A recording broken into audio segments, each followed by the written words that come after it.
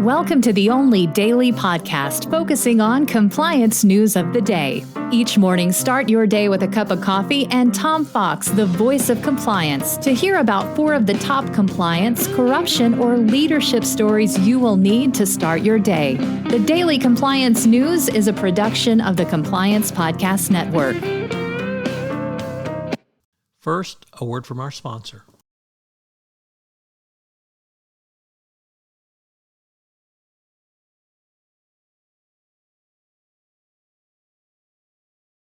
The Daily Compliance News for June 9, 2022, the FBI Sued edition. And we begin with that story from the Wall Street Journal. Indeed, today, all of our stories come from the Wall Street Journal as groups of dozens of women and girls assaulted by Larry Nassar have filed a $1 billion claim against the FBI for the mishandling of his investigation.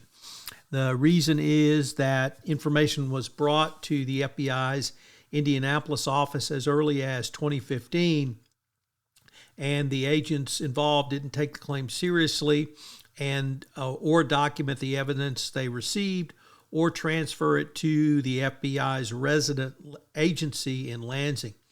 There were also the agents involved later made false statements to cover their mistakes. This was a huge black eye for the FBI.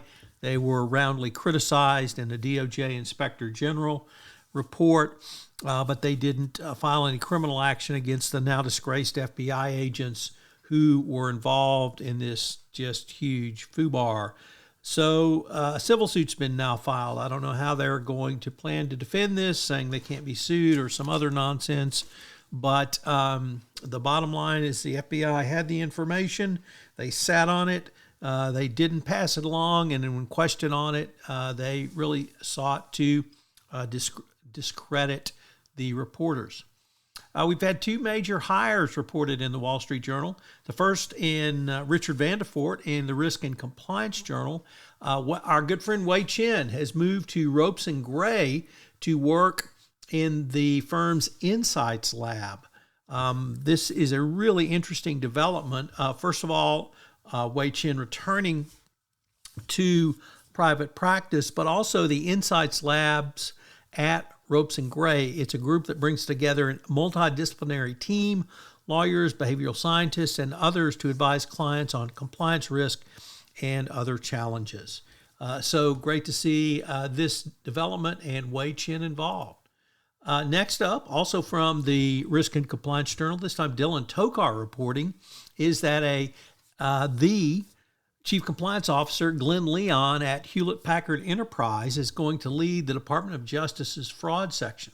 Every compliance officer needs to be applauding this, as the DOJ now has 2 former CCOs in high-level positions, Kenneth Polite and now Glenn Leon, showing the importance of compliance as it has evolved through the past 10 years. So kudos to the DOJ, kudos to Glenn Leon. And our final story is that the SEC is considering rules routing equity trades into competitive auctions. This relates to Robinhood and the imbroglio, which happened with GameStop stock last year. So it's going to be interesting to see what the SEC does to remedy this situation. The Daily Compliance News is a production of the Compliance Podcast Network and a proud member of C-Suite Radio. Thanks so much for listening. I hope you'll join me again tomorrow.